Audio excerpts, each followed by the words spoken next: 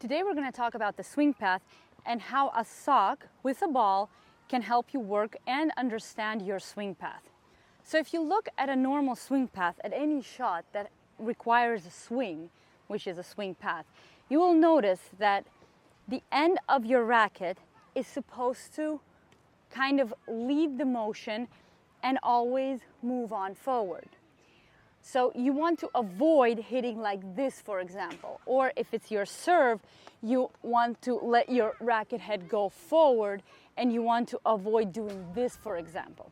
We have a video how to improve your serve with the sock. We're going to link it up here. Today, the video is about swing path and how you can use the sock not only on your serve, but as well to understand it on your ground strokes.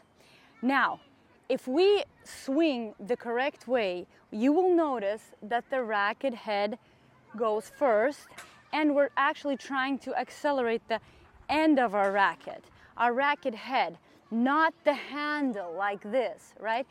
So the problem comes in when you want to meet the ball and you want to meet it parallel to the net and you want to have a follow through. That's where you might get caught into that trap where you're trying to push the ball and go like this. You must ensure that at all times your racket head moves through the ball. All right, so if we take the sock and we start swinging the sock, the path of the end, which is heavier, right? So the sock is loose, but the path of the sock will always go further away and continue its motion non-stop. Because if I start creating my swing, I pull and then the motion just follows. So once you do this a couple times and you see that the sock, like how far it goes, how it swings, what's happening, and try to feel the end of the sock, like try to feel the natural movement of it, because here you cannot actually interrupt. Like if you try to do something else, it just won't work. The same as on the serve.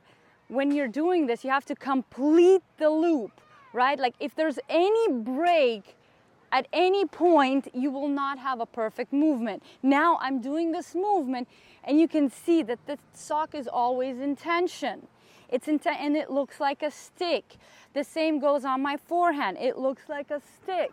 So then you take your racket and you try to do the same.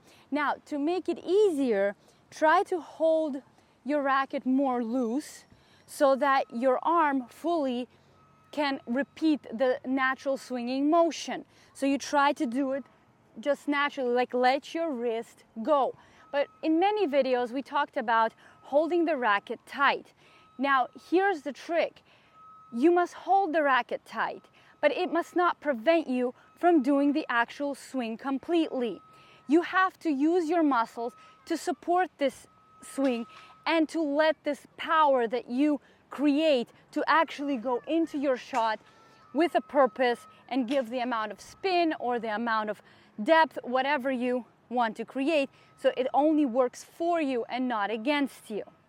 So going back to the swing, hold on a little bit looser, practice your swing, making it a little bit looser, loosen up, and then as you do it, at the moment where you're making contact, try to start tightening up your wrist, like the way you hold your racket, without interrupting the whole swinging motion. Once you do that, try to hit a ball, and remember, the harder you hit, the harder you have to hold on to your racket. At first, if you want to practice a loose swing with a loose grip, because it's pretty hard to force yourself to kind of relax and be loose, and it's really hard to know what muscles have to tighten up in order for you not to lose control and so on.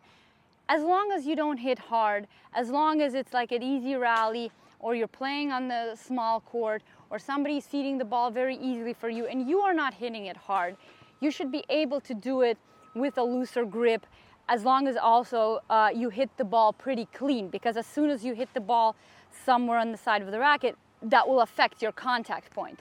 So make sure that you move through. The movement through the ball will obviously help to create that force that will hit the racket less out of your hand, and especially if you're playing, as I said, on a very, very slow speed. So once you started to do the swing more natural, like you got the movement, it feels more natural, then you can try to hit a little bit harder and try to hold a little bit tighter without ruining the natural swing of your stroke. Hope you enjoyed this video.